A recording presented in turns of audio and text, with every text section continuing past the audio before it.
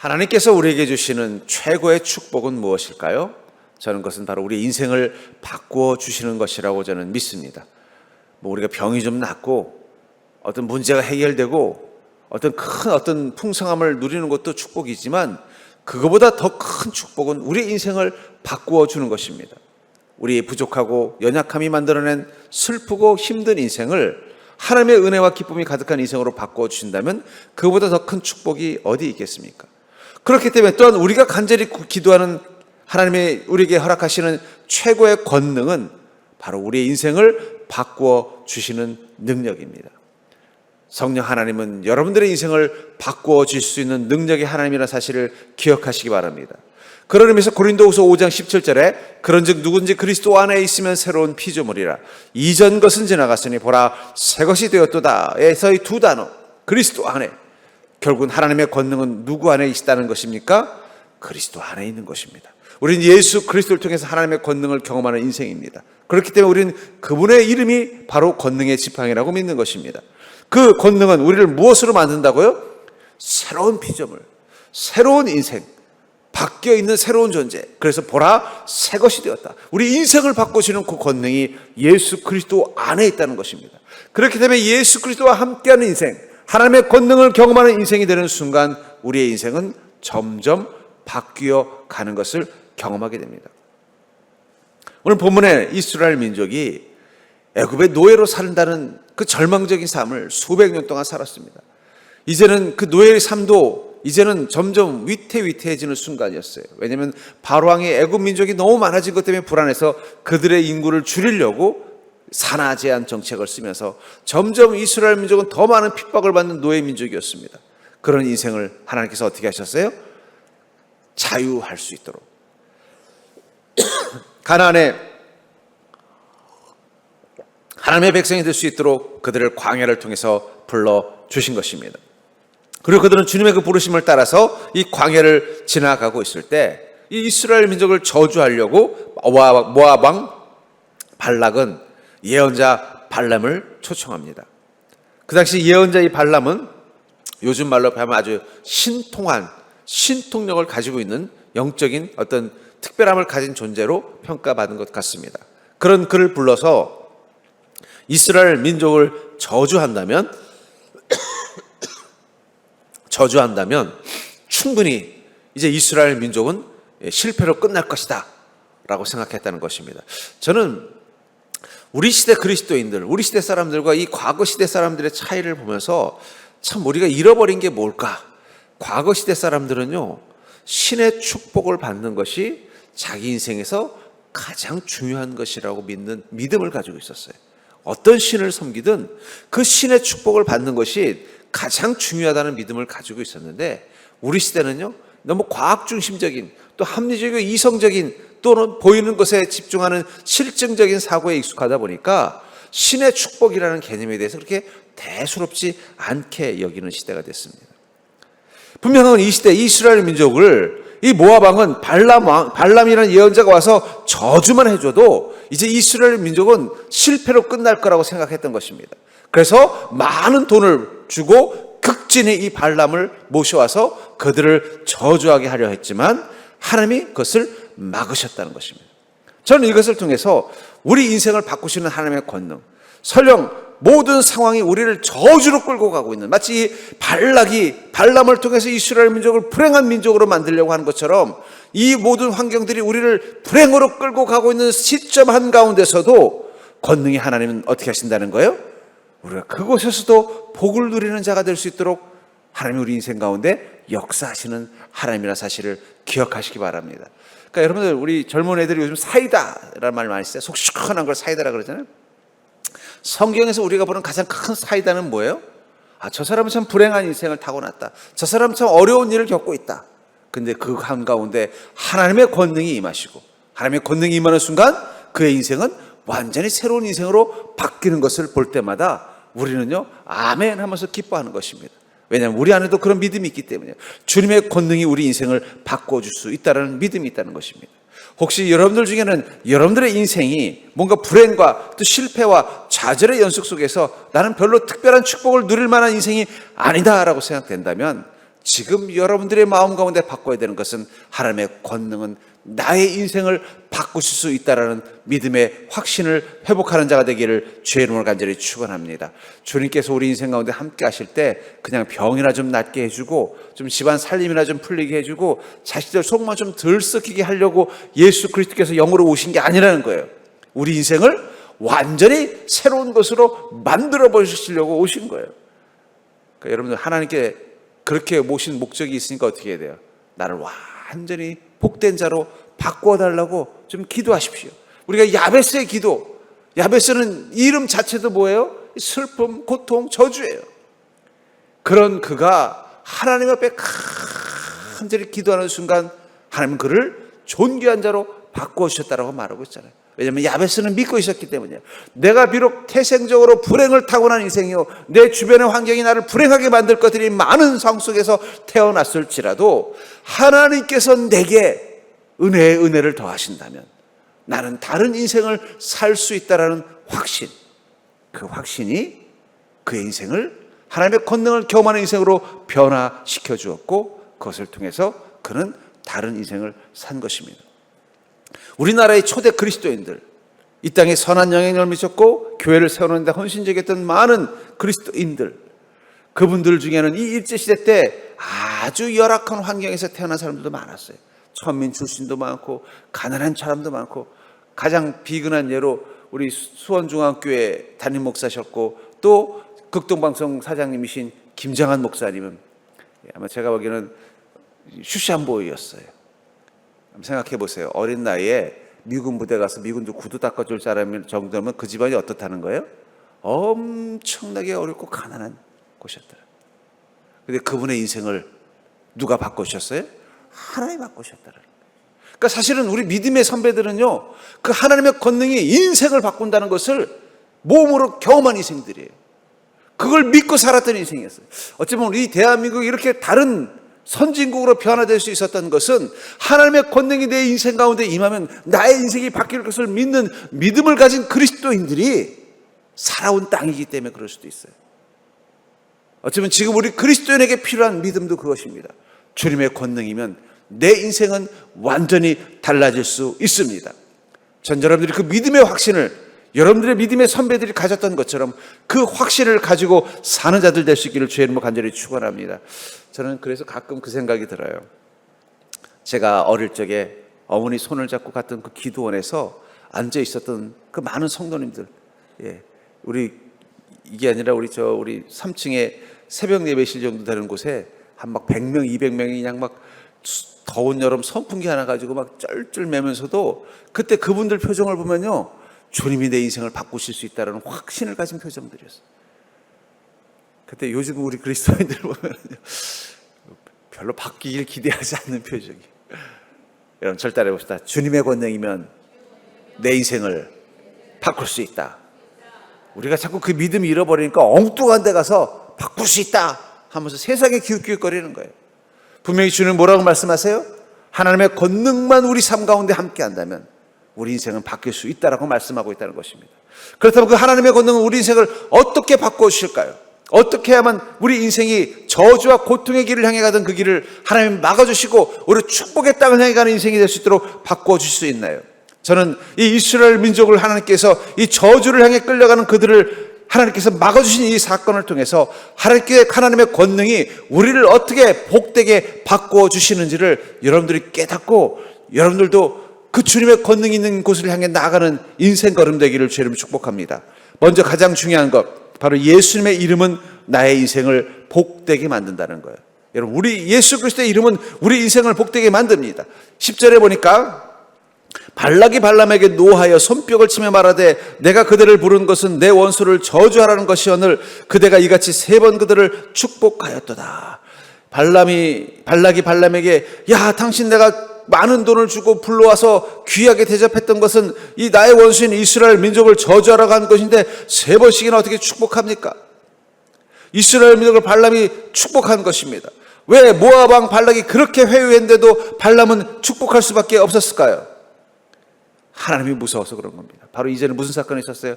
발람이 그냥 많은 금은보화를 주면서 우리 동네에 와서 지금 이스라엘 민족 좀 저주해 주십시오. 당신은 신령한 영적인 지도자인 걸 압니다. 당신은 신령한 지도자인 줄 압니다. 영적인 저주만 해주면 그들은 분명히 이 재앙에 빠질 겁니다. 이 말을 으스케져 갔더니 발람은 가다가 누구를 만났어요? 하나님의 천사를 만났어요. 잘못하면 목숨을 잃을 뻔한 거예요. 깜짝 놀라가지고 그는 깨닫습니다. 하나님이 택한 백성은 아무도 저주할 수 없구나.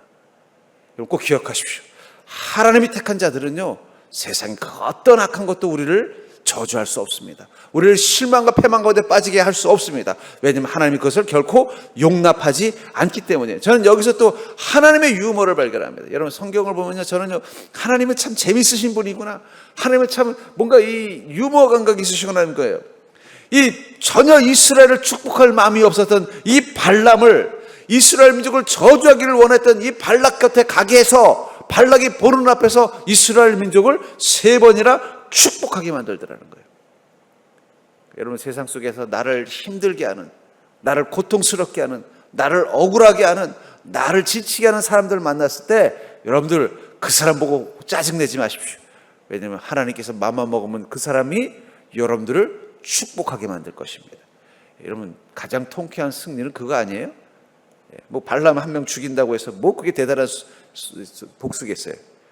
저주하러 온 그 사람이 저주하기를 원하는 사람 앞에서 나를 축복하게 만드는 것보다 더 속 시원한 이 통쾌한 복수가 어디 있겠냐는. 근데 그것이 어디서부터 왔다는 거예요? 바로 하나님의 권능으로부터 왔다는 거예요. 예수 그리스도의 우리 그리스도인의 삶을 가로막는 사람과 상황이 있을 것입니다. 우리도 세상 살아가면 우리를 힘들게 하는 사람, 우리를 어렵게 하는 상황들이 왜 없겠어요? 또 이 길은 어디예요? 광야길이에요. 모든 게 척박하고 힘든 길이에요. 당연히 어려운 일이 있겠죠. 그러나 중요한 건 그 길 한가운데서도 하나님은 우리를 굽어 모아주시고 우리 인생을 지켜주시고 우리 인생을 바꾸어 주신다는 거예요. 그 바꿈을 위해서 우리에게 가장 필요한 믿음의 태도는 무엇이냐? 바로 예수 그리스도의 이름을 선포하며 나가는 것입니다. 여러분 농부가 농사를 지으려면 가장 중요한 건 땅의 토질입니다. 땅의 토질이 나쁘면요, 아무리 좋은 씨앗을 심어도 자라지 않습니다. 또 곡식 종류에 따라서, 농산물에 따라서 좋은 토질이 있고 나쁜 토질이 있어요. 뭐 예를 들면 땅콩 농사는요, 모래가 많은 토질에 가서 땅콩 농사를 지어야 된대요. 또 제가 최근에 들은 얘기가 뭐냐면 왜 과수원은 산비탈에 있는가를 그 얘기하더라고요. 산비탈이 아닌 평평한 데다 과수원을 만들면요, 물이 잘 안 빠진대요. 그러면 나무들이 잘 못 자란다는 거예요. 바람도 잘 못 받고. 근데 비탈진 데 있으면 어떻게 돼요? 물이 잘 빠지기도 하고 바람도 산이니까 잘 들어오기 때문에 잘 맺는다는 거예요. 그러니까 이게 터가 되게 중요하고 토양이 되게 중요하다는 걸 깨달았어요.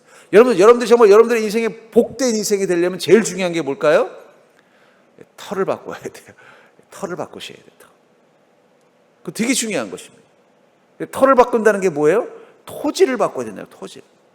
복 받는 토지를 바꿔야 된다고. 요즘 보면은 어떤 습관에 관한 책들, 성공하는 습관들에 관한 얘기 하잖아요. 결국은 습관은 뭘 말하는 거예요? 내 삶의 토지를 바꾸는 거예요. 승리하는 습관, 축복받는 습관, 지혜로운 습관. 아이들을 어릴 때부터 부모가 해야 되는 가장 중요한 게 뭐예요? 공부하는 습관 만들어내는 게 중요한 거예요. 그러면 지가 알아서 합니다. 그냥 책을 보면서 궁금해하고 뭔가 책을 보면 집중하고 어떤 숙제를 내주면 그걸 끝까지 해내고 싶어하는 그 습관과 태도만 만들어주면요, 나중에 나이 먹어도 어떻게 돼요? 지가 다 알아서 공부하고 다 하는 거예요. 그거 습관 만들어주는 게 제일 중요한 거예요. 인생도 마찬가지입니다. 복을 받으려면 내가 사는 땅이 복된 땅이 돼야 돼요. 근데 제가 보면요, 이 복된 땅과 복되지 않은 땅에서 가장 중요한 부분이 무엇이냐? 예수 그리스도의 은혜와 권능이 충만한 곳이냐 아니냐는 거예요. 이스라엘 민족은 왜 가나안 땅으로 가려고 했어요? 가나안 땅은 하나님의 은혜와 권능이 충만한 곳이라는 믿음이 있었기 때문이라는 거예요. 우리가 우리 인생에 어려운 문제들이 있을 때 예수 그리스도의 이름을 선포하며 나가면 어떤 일이 나타나냐? 마치 농부가 이 땅에 뭔가 좀 새로운 작물을 심어 보려고 하는데, 뭐 예를 든다면 뭐 어디 어떤 토마토를 키우려고 보니까 이 토질이 이 토마토에게 좋은 영양분이 없는 토질인 거예요. 그럼 여러분들이 농부를 하면 뭘 해야 되겠어요? 토마토를 심기 전에 거기에 좋은 비료를 주거나 아니면 좋은 흙을 사다가 개토를 해주는 거예요. 왜 그렇습니까? 그래야 거기다 토마토를 심어서 좋은 토마토가 열리는 거예요. 아무리 토마토를 많이 심어도 토질이 나쁘면은 안 자라는 거예요. 농부들이 지혜로운 분들이십니다. 우리 인생도 마찬가지예요. 정말 여러분들이 정말 하나님의 복이 내 삶 가운데 나를 완전히 바꾸는 삶을 바꾸려면요, 토지를 바꿔야 해요. 토지. 가장 큰 토지를 바꿔야 되는 밭은 마음의 밭입니다. 마음의 밭이 바뀌면 인생이 바뀌어요. 우리 마음의 밭이 주님의 말씀이 잘 자라는 마음의 밭이 되고, 우리 마음의 밭이 주님의 뜻을 잘 헤아릴 수 있는 그런 마음의 밭이 되고, 우리 마음의 밭이 주님의 말씀 앞에 순종할 수 있는 능력이 준비되어 있는 마음의 밭이 되면은요, 그때부터 내가 무엇을 하든 형통을 경험하는 거예요. 요셉이 무엇을 하든 형통할 수 있었던 것은 하나님이 옆에 있으면서 할 때마다 뭔가 도와줘서 그런 게 아니에요. 요셉의 마음의 밭을 하나님이 어떻게 하신 거예요? 바꾸어 놓으신 것입니다. 그럼 그때부터 요셉이 생각하는 것은 복된 생각을 하게 돼 있고, 말하는 것은 복된 말을 하게 돼 있고, 행동하는 것들은 복된 행동들을 하니까 어떻게 돼요? 모든 게 다 형통으로 나타나는 거예요. 제가 보면 뭘 해도 잘 되는 사람들의 특징이 뭐냐? 마음의 밭이 기름진 사람이에요. 근데 우리 마음의 밭을 기름지게 하는데 가장 중요한 게 무엇입니까? 예수 그리스도의 이름을 선포하는 믿음으로 사는 것입니다. 나는 주님께서 이루어 주실 줄 믿습니다. 나는 주님의 뜻이 이루어지기를 소망합니다. 내가 주님이 명령하신다면 명령하신 대로 살겠습니다. 주께서 이걸 기뻐하신다면 하겠습니다. 그런 마음들을 가지고 있으면요, 어떻게 될까요? 그게 복이 되는 거예요.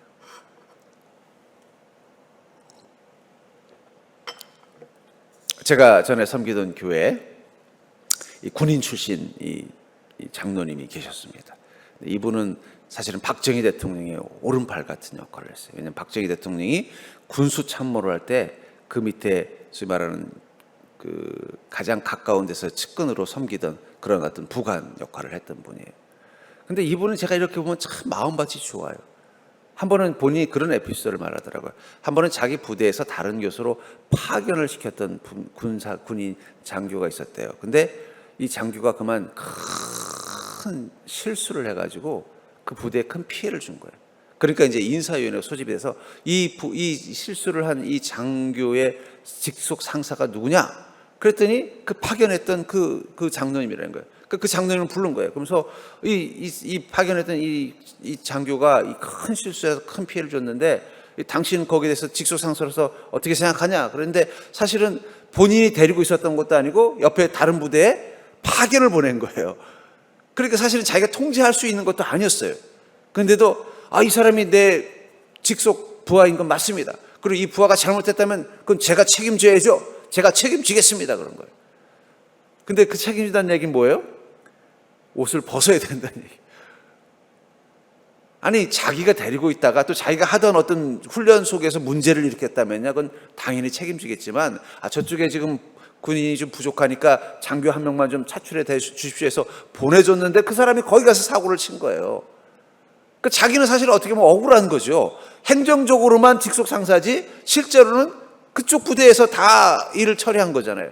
그래도 어쨌든 내가 상사로서 내가 책임지겠습니다, 이 말을 딱 한 거예요. 근데 그 말을 보고 있었던 이 높은 이 장군들이 그분, 아직은 장군이 되기 전이었던 거죠. 기특하게 본 거예요. 야, 이 사람 참 괜찮네. 그래가지고 징계를 안 하고, 이 사람이 물론 직속 상사지만 이 일에 책임이 있는 건 아니니까 이걸로 이 사람을 징계하는 건 맞지 않습니다 하고 오히려 어떻게 돼요? 더 좋은 기회를 만난 거예요. 그러니까 그런 성품이다 보니까 어떻게 돼요? 그 박정희 이 장군도 이 친구 참 괜찮은 친구네. 그래가지고 사실은 그분이 정치적인 욕망만 있었으면 아마 거의 김종필 씨급으로 뜰 수 있었는데, 이번엔 진짜 군인인 거예요. 나는 군인 말고는 생각이 없습니다. 그래가지고 안 하고 나중에 이제 퇴임하시고는 뭐 좀 대사 같은 거 하시다가 마치셨는데, 제가 그분을 참 좋아하는 게 뭐냐면, 그분이 이 사고가 나가지고 이 고관절이 부러졌어요. 그래서 휠체어를 타고 다니시는 거예요. 근데 늘 그러는 거예요. 매년 초만 되면, 목사님 기도해 주세요. 하나님께서 이번엔 내 다리를 낫게 해주실 것 같습니다. 근데 그때 나이가 벌써 70대 중반인 거예요. 근데 그게 그냥 빈말이 아니라 그분은 믿는 것 같았어요. 하나님께서 나를 사랑하시는데 내가 이것 때문에 불편하면 충분히 낫게 해줄 걸 믿습니다. 그리고 말할 때 보면 되게 긍정적이세요. 밝고. 예. 제가 그때 그러고 보니까는 그 부부도 그렇지만 자녀들이 다 잘 됐어요. 큰 아들은 저 IBM의 미국 본사에 아주 높은 이사급에 있고, 또 따님은 저 미국 CNN의 뭐 앵커 같은 역할도 하시고, 예.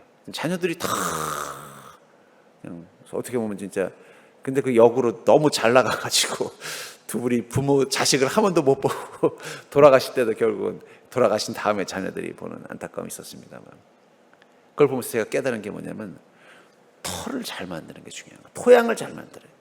근데 여러분들, 내가 속한 이 토양을 제일 잘 만드는 방법이 뭔지 아세요? 주님의 이름을 선포하고 말씀을 따라서 하루로 결단하며 나가기로 결단하는 그 순간, 주님의 이름이 믿음으로 선포되어진 순간순간 여러분들의 삶의 토양은 복받을 토양으로 바뀌는 것입니다. 믿으십시오. 저는 늘 선포합니다. 힘들 때마다 선포합니다. 내 몸에 힘들 때도 몸에 선포를 하고, 내가 하는 일에 힘들 때도 일에 선포를 하고, 또 우리 가족들에게 어떤 문제가 있어도 주님의 이름으로 선포합니다. 계속 선포해요. 왜냐하면 그 선포가 하나님의 권능을 이 문제 가운데 임하게 해서 하나님께서 그것들을 변화시켜 줄 거라는 믿음이 있기 때문입니다. 그러니까 여러분들 중에 혹시 주님, 내게 너무 힘든 일들이 많습니다. 마침 내가 무슨 저주에 걸린 것처럼 내 인생이 자꾸 어렵다면 제일 먼저 해야 될 일이 뭘까요? 주님의 이름을 날마다 선포하십시오. 하루를 시작할 때 오늘도 해결해야 될 일 생각하면 나가기 싫으면요, 문 열면서 뭐라고 말해요? 나사렛 예수 그리스도를 선포하노니 오늘도 주님의 권능이 나를 지켜줄 줄 믿습니다. 오늘도 내 인생의 문제들을 주님께서 권능으로 보호해 줄 줄 믿습니다. 악한 마귀는 내 인생 가운데 틈타지 못할지어다. 주님의 이름을 믿고 선포. 여러분, 예수님의 이름을 선포하는 게 뭐 그렇게 대단한 거지만, 여러분, 믿음이 없으면 한두 번은 흉내내도 계속 선포되잖아요. 믿음이 있는 자만이 이상하게 나사렛 예수 그리스도 이름으로 명하노니 이루어질지어다, 이 쉬운 단어가 진짜 믿음이 없으면요, 내 입에서 계속 안 나와요. 몇 번 하다가 쓱 들어가요. 왜냐하면 내가 믿지 않기 때문에. 믿지 않는데 내 입에서 그게 나오지 않는다는 거예요. 믿으면요, 계속 나오는 거예요. 제가 이 귀신 축사에 대한 것도 저희는 배웁니다. 목사들은 이 귀신을 쫓아내는 법도 다 배워요. 근데 귀신 축사에서 가장 중요한 게 뭐냐면 나사렛 예수 그리스도 이름을 선포하라는 거예요. 악한 영이 있는 그 앞에서 나사렛 예수 그리스도 이름을 명하노니 그 악한 영은 떠나갈지어다. 이 선포가 중요하다는 거예요. 그럼 심지어 그런 얘기를 하시는 교수님도 있었어요. 살의를 품고 달려오는 사람에게 나사렛 예수 그리스도를 선포하면 그 순간 살이가 잠시 떨어진다. 이걸 과학적으로 누가 좀 증명해 봤으면 좋겠어요.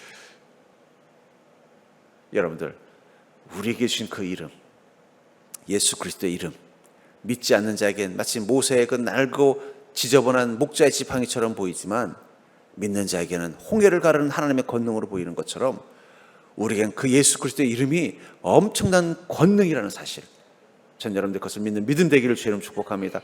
안 믿어진다면 오늘부터 선포하면서 시작해 보십시오.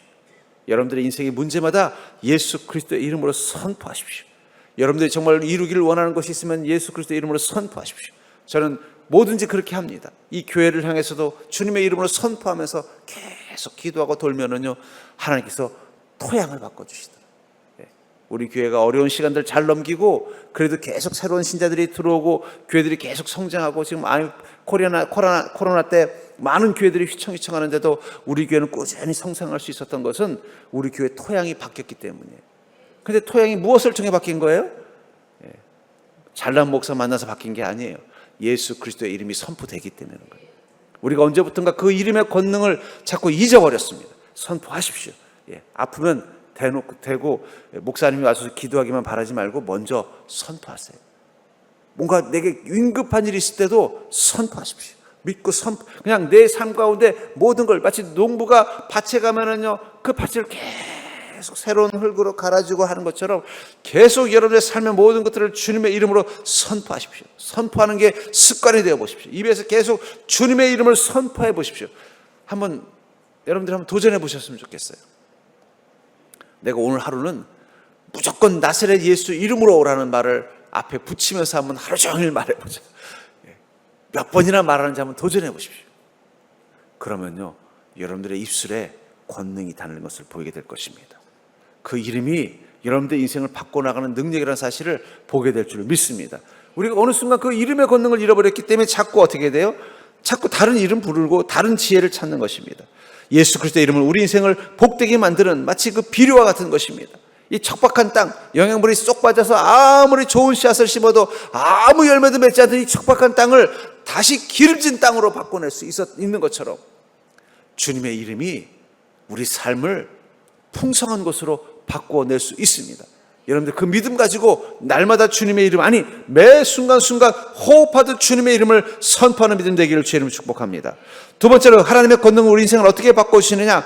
하나님은 우리의 재앙을 막아주시는 하나님의 권능이 있다는 거예요. 우리 인생 가운데 다가오는 그 재앙을 하나님의 권능이 막아주신다고 말하고 있습니다. 민수기 22장 34절에 보니까 발람이 여호와의 사자에게 말하되 내가 범죄하였나이다. 당신이 나를 막으려고 길에 서신 줄을 내가 알지 못하였나이다. 당신이 이를 기뻐하지 아니하시면 나는 돌아가겠나이다. 이 광야, 이곳에 이스라엘 민족이 통과하지 못하도록 회방하는 그 세우력 뒤에는 우리 지난번에 설교는 이 아말렉의 군대, 지금은 이 모압 왕, 그들의 배후에 누가 있을까요? 마귀가 있습니다.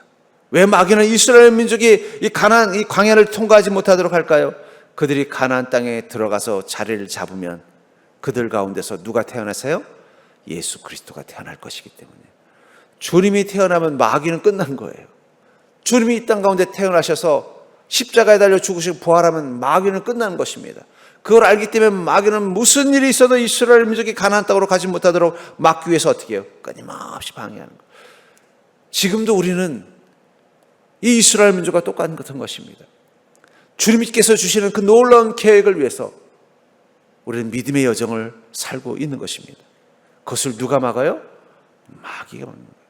이스라엘 민족이 가나안 땅에 들어가는 것을 막아서 이 가나안 땅 베들레헴에서 예수 그리스도가 탄생하는 것을 막으려 한다면 지금 마귀는 우리가 교회를 세우고 교회를 통해서 하나님이 다시 오실 그날을 준비하는 것을 막으려고, 한 사람이라도 더 구원받지 못하도록 막으려고 우리를 회방하고 교회를 회방하고 있습니다. 여러분, 교회의 환난은 배후에 다 마귀가 있어요. 교회의 어려움은 그 배후에 다 마귀가 있는 것입니다. 왜냐하면 교회가 잘 되면 안 되는 것은 이 땅에 마귀밖에 없어요. 세상 사람들은 교회가 잘 되고 안 되고 별로 관심 없습니다. 교회가 잘 되든 안 되든 세상 사람은 관심 없어요. 마귀가 있는 거예요. 마귀가 세상 사람들의 마음을 선동해서 어떻게 돼요? 교회를 싫어하고 교회를 비판하고 교회가 없어지기를 바라게 만드는 거예요.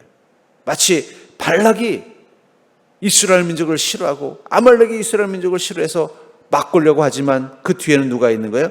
마귀가 있다는 거예요. 그렇기 때문에 여러분들, 믿음의 여정에는 반드시 우리를 막는 마귀가 있다는 사실을 기억하시기 바랍니다. 그렇기 때문에 여러분, 그리스도인 중에 실패와 고난이 없는 그리스도인은 없어요.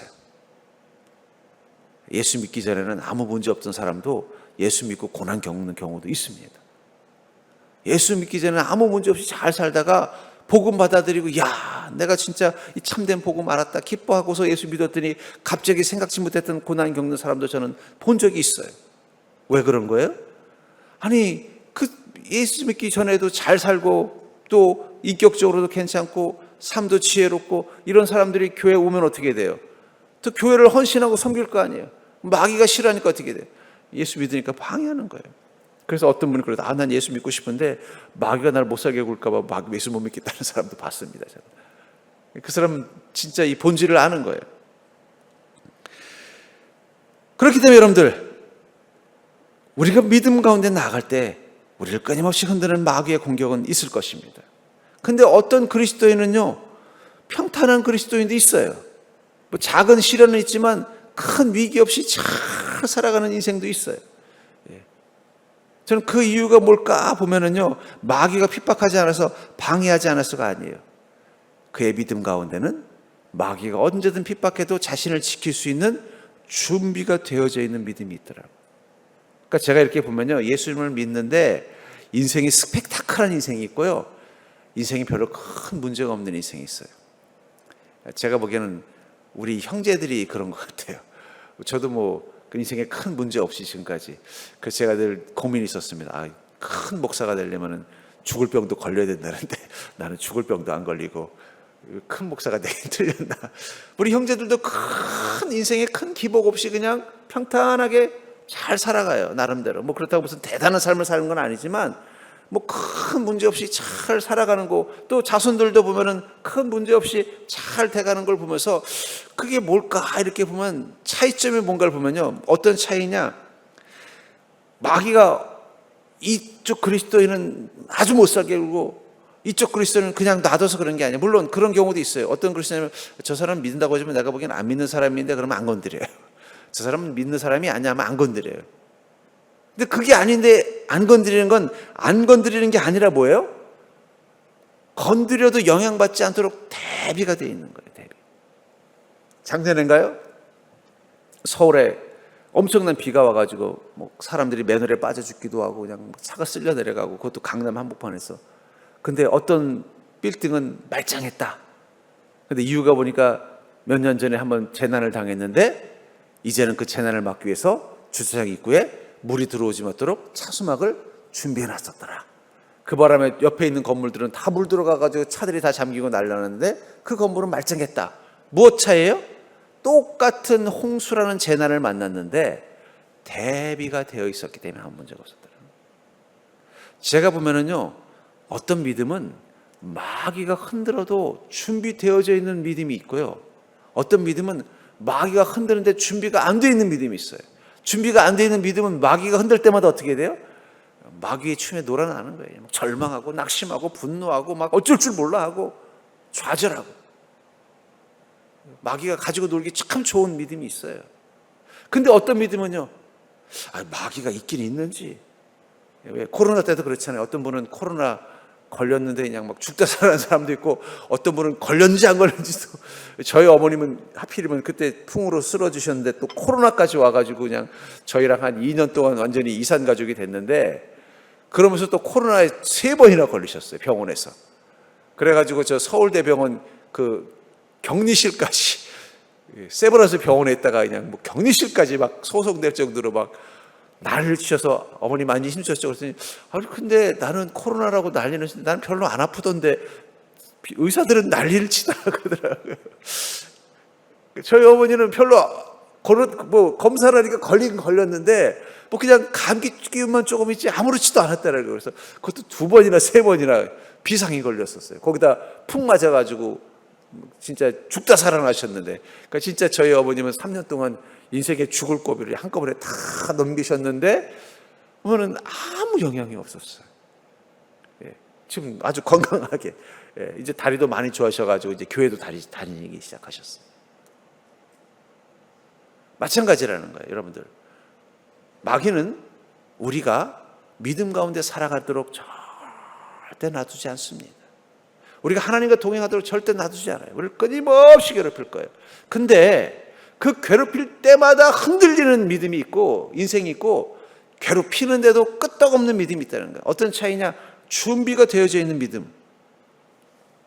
모세와 함께했던 이스라엘 민족들, 하나님과 함께하는, 또 모세와 함께하자 어떻게 됐어요?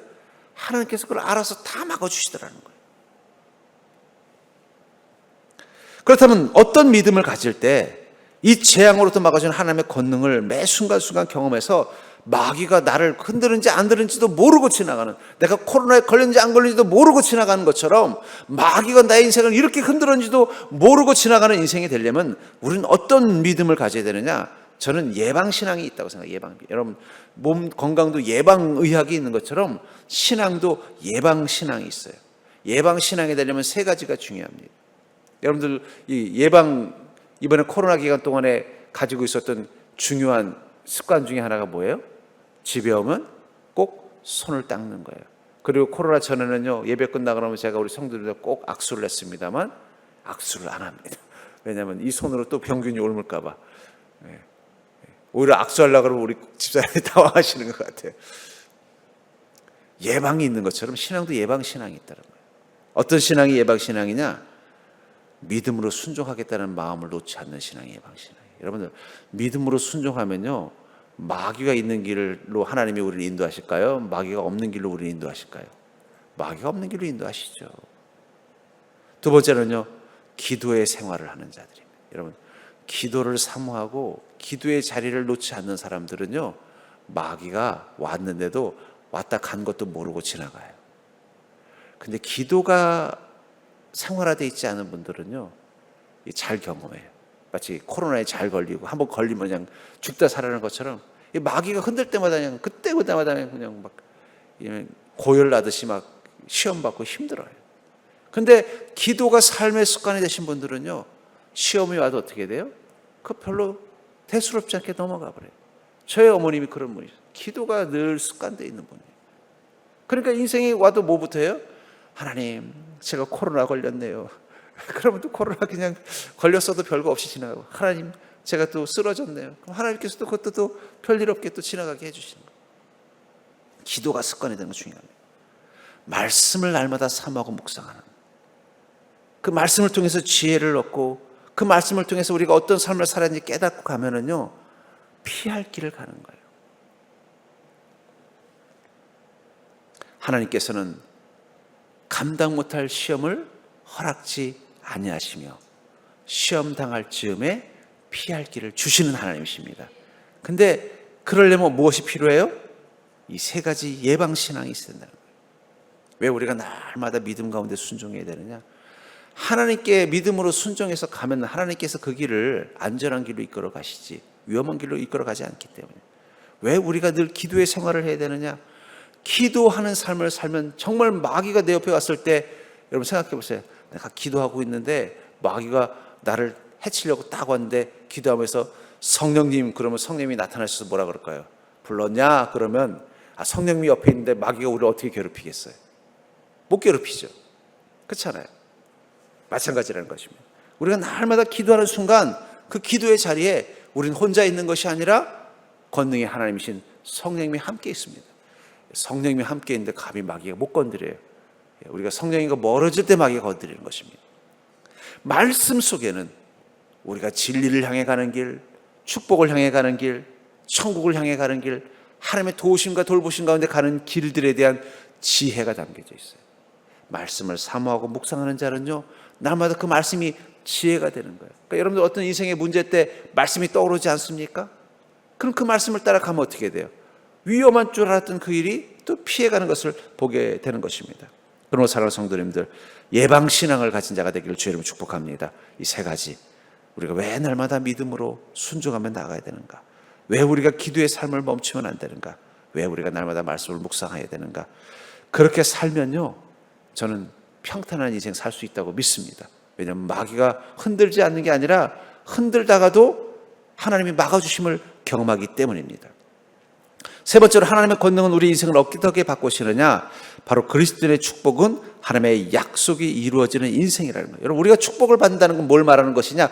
하나님의 약속이 이루어지는 것이라고 말하고 있다는 거예요. 민수기 23장 19절에 보니까 하나님은 사람이 아시나니 거짓말을 하지 않으시고 인생이 아시니 후회가 없으시도다. 어찌 그 말씀하신 바를 행하지 않으시며 하신 말씀을 실행하지 않으시랴. 하나님은 어떤 분이라고 하셨어요?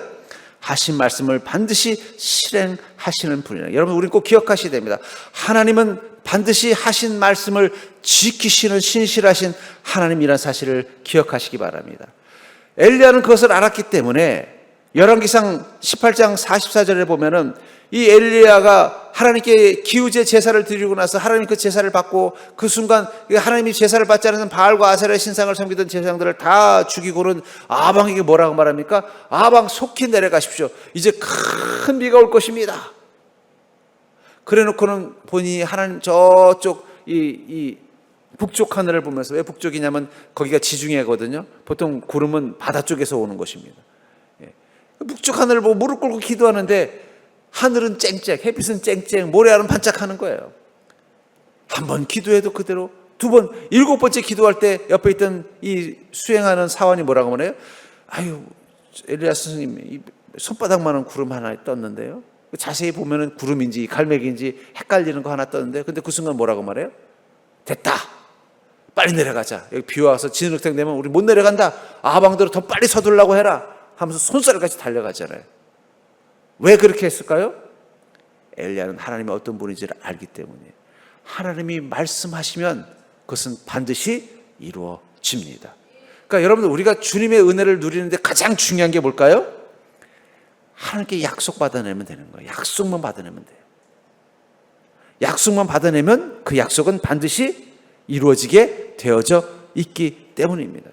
그러니까 여러분들, 그리스도인의 축복을 누리는 비결은 어디에 있어요? 하나님의 약속을 받아요. 그러니까 제가 여러분들을 늘 강조합니다. 여러분들은 하나님이 여러분들에게 하신 약속이 무엇입니까? 그 약속을 가지고 계세요? 제가 한번 확인해 보고 싶어요. 내가 전에 주님께서 나에게 이런 큰 축복의 약속을 주셨는데 나는 그것을 지금도 기억하고 있고 그 경험을 아직도 가지고 있다고 하시는 분 한번 손 들어보십시오. 없어요? 깜짝 놀랐네. 약속부터 받으십시오. 손바닥만한 구름 조각만 받으면 돼요. 뭐 먹구름 필요 없어요. 하나님의 약속만 받으면 때가 되면 반드시 이루어지게 돼 있다니까요. 그건 내가 하는 게 아니에요.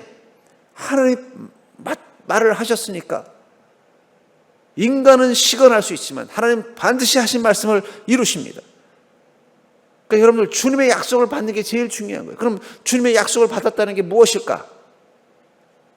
마태복음 9장 20절부터 21절에 보니까 12해 동안이나 혈루증으로 앓는 여자가 예수의 뒤로 와서 그 겉옷가를 만지니 이는 제 마음에 그 겉옷만 만져도 구원을 받겠다 함이라. 이 혈루증 앓는 여인의 마음 가운데 어떤 믿음이 생겼다고 말하고 있어요? 아, 내가 저 겉옷만 만져도 구원을 받겠구나.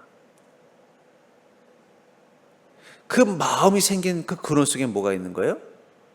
예수 그리스도가 하나님이라는 믿음이 있었고, 또 그 마음에 그 생각을 준 것은 누구십니까? 성령님이. 예, 걱정하지 마. 내가 너의 병을 낫게 해줄 거야. 그 약속을 믿는 순간 그 마음에 무슨 생각이 들었어요? 성령님이 그러지 말고 저 사람들을 숨 틈에 들어가서 예수님의 옷자락이라도 만져봐. 그럼 너의 병이 나을 거야.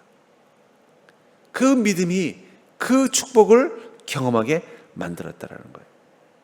여러분, 우리 마음속에 어떤 확신이 들어선다는 건 하나님의 약속이 임한 것입니다. 하나님께서 어떨 때는 꿈으로 보여주시기도 하고 어떨 때는 아주 극적인 음성을 통해서 들려주실 때도 있지만 내 마음에 확신이 생기는 거예요. 저도 이 신학교를 막 졸업하고 그때 IMF가 터졌어요. 그래서 갑자기 교회들도 사역자를 안 구하는 어려운 상황 가운데서 이제 졸업하기 마지막 시즌에 제가 아는 친한 전사님이 개척한 그 교회 주일학교를 섬기러 가서 주일학교를 도와주고는 이제 그 교회도 어려운 교회니까 그냥 그 예배당에서 누워서, 그때 제 기도가 뭐냐면, 주님, 이제 내가 졸업을 해서 사역지를 가야 되는데 지금 IMF 터져가지고 교회들도 다 사역자를 아무도 안 뽑고 제가 갈 길은 없고 저는 이미 결혼해서 우리 애기도 있고 저는 앞으로 어떻게 살아야 됩니까? 저를 주님께서 부르셨는데 어떤 길을 가야 됩니까? 이런 근심 가지고 거기서 있는데 하나님께서 꿈을 보여주셨어요. 그게 앞으로 제가 가야 될 목회의 길에 대한 약속을 보여주신, 그게 제 마음의 확신이에요. 그 꿈을 꾸는 순간 이건 하나님께서 내가 앞으로 어떻게 목회자로 길을 갈지를 보여주셨구나. 제 마음에 확신이 생겼어요. 그때가 벌써 1999년도였으니까 지금 몇 년 지났습니까? 25년. 저는 지금도 그 약속을 붙잡고 있습니다. 그러면서 그래요. 하나는 해결됐고, 그 꿈에서 몇 가지 사건을 보여줬거든요. 첫 번째 사건은 이미 이루어졌고, 두 번째 사건도 이루어졌고, 이제 마지막 세 번째 사건을 지금 기다리고 있어요. 저는 그 약속을 믿기 때문에 지금도 주의 종으로서 두려움 없이 제 길을 갈 수 있는 거예요. 왜냐하면 주님께서 제게 그 약속을 보여주셨으면 그 약속은 반드시 내게 이루어질 것이라는 믿음의 확신이 있기 때문입니다. 그래서 전 여러분들에게 늘 강조하는 거예요. 하나님의 약속을 받으셨습니까? 그것부터 받으셔야죠. 손바닥만한 구름이라도 받아야 그걸 품고, 그 약속을 품고 어떻게 해야 돼요? 그 약속이 이루어질 것을 믿고 이 여인처럼 예수님의 옷자락이라도 만지겠다는 믿음의 확신이 생기는 거예요. 약속을 받지 못하면요, 무엇을 우리가 구하면서 어떤 믿음으로 나갈지 방향을 잃어버리는 거예요.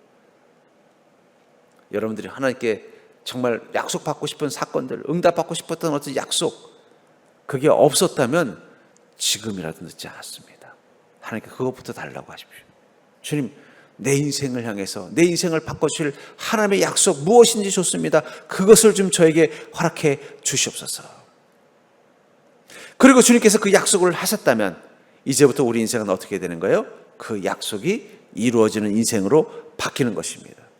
그렇다면 우리가 어떻게 하면 그 약속이 이루어지는 인생, 바로 응답을 들은 믿음으로 나갈 수 있느냐? 첫 번째는 약속을 따라 계획하십시오. 하나님 여러분들에게 하신 약속이 있으면 그 약속을 따라서, 마치 이 아브라함에게 하나님께서 너는 본토 지적 아비 집을 떠나 내가 너에게 지시할 땅으로 가라, 그럼 내가 너에게 복의 복을 내리겠다고 했을 때 그 약속을 듣고 아브라함은 어떻게 했어요? 그 약속이 이루어질 땅을 향해 갔잖아요. 아마 어쩌면 그 직전에 아브라함은 이 하란 땅에서 어디다 양을 키울까 해서 어쩌면 어디 농장이라도 하나 살려고 기웃기웃하는 시간이었을 수도 있어요. 근데 하나님께서 뭐라고 말씀하셨어요? 아브라함아, 내가 너에게 가나안 땅을 너의 자손에게 줄 테니 너는 가나안 땅으로 가라. 그 음성을 듣는 순간 그는 자신의 계획을 약속에 맞춰서 수정한 것입니다. 하나님의 약속이 임하면요, 우리 그 약속을 따라서 우리 인생의 계획을 수정해 나가면 돼요. 그러면 그 약속은 이루어지는 것을 보게 된다는 거예요. 두 번째는 약속을 믿고 실행하는 것입니다. 히브리서 11장 9절에 믿음으로 그가 이방의 땅에 있는 것 같이 약속의 땅에 거류하여 동일한 약속을 유업으로 함께 받은 이삭 및 야곱과 더불어 장막에 거하였으니. 아브라함은 가나안을 무슨 땅이라고 말하고 있어요? 약속의 땅이라고 말하고 있다는 거예요. 전 여러분들이 약속의 땅을 가진 자가 되길 주의 이름으로 축복합니다. 평택이 여러분들에게 약속의 땅이기를 주의 이름으로 축복합니다. 여러분들이 하는 일들이 약속의 땅이기를 주의 이름으로 축복합니다. 그러려면 여러분들이 무엇부터 믿어야 돼요? 이것이 약속의 땅이라는 믿음을 가지고 그 약속을 믿고 믿는 자답게, 아브라함이 이것을 약속의 땅이라고 믿었으니까 어떻게 돼요? 이 약속의 땅에서 내 삶을 지키겠다는 마음 가지고 자손들에게도 뭐라고, 너희는 절대 떠나지 말고 이곳에 머물러라. 심지어는요, 이 깊은 기근 때문에 도저히 가나안 땅에 살 수 없는 상황이 됐을 때 야곱과 그 열두 아들들은 다 애굽으로 피난 갔잖아요. 그러면서도 분명히 야곱은 마지막에 뭐라고 유언을 했어요? 너희들은 때가 되면 다시 가나안으로 돌아가라. 하나님이 우리에게 주신 약속의 땅은 애굽이 아니라 가나안이야. 요셉도 죽을 때 뭐라고 말해요? 너희들이 때가 되면 반드시 내 유고를 이 가나안 땅에다 묻어다오. 그리고 수백 년 동안 이스라엘 민족은 이 애굽에서 살면서 어디를 기억하고 있었던 거예요? 우리에게 주신 땅은 이 가나안 땅, 약속의 땅이라는 사실을 기억하고 살았던 거예요. 그러자 때가 되자 하나님께서 어떻게 하셨어요? 그것을 이루도록 모세를 불러 그들을 인도에 내신 것입니다. 그러니까 여러분들, 하나님의 약속이 임했다면 이미 여러분들은 축복의 시간이 시작된 것입니다. 이제 그것이 이루어질 수 있도록 내 인생을 주님의 계획과 약속에 맞추면 되는 거예요. 그리고 그 약속을 믿고 하루하루 주님, 그 약속을 믿고 내가 나아가려면 무엇을 해야 됩니까? 라고 기도하면서 나가면 되는 거예요. 그러면 그 순간 어떻게 돼요? 그 약속이 이루어지는 시간, 그것이 바로 내 인생이 새롭게 바뀌는 시간입니다. 그러면서 사랑하는 성도님들, 전 여러분들이 하나님의 축복의 약속을 받은 자이기를 주의 이름으로 축복합니다. 나는 한 번도 그런 걸 생각해 본 적도 없고 받은 기억도 없다면 지금이라도 받으세요. 지금이라도 하나님 저에게 약속 하나만 해주십시오. 뭐든지 좋습니다. 나의 인생을 복되게 하시겠다는 약속 하나만 해주십시오. 저는 그걸 붙잡고 내 인생을 살겠습니다. 그 손바닥만한 구름 하나 붙잡고 산 것처럼 그 약속 하나 붙잡고 살겠습니다라고 고백하는 그 순간 여러분들은 여러분들의 인생을 바꾸시는 하나님의 권능을 여러분들의 인생의 땅에서 경험하게 될 줄 믿습니다.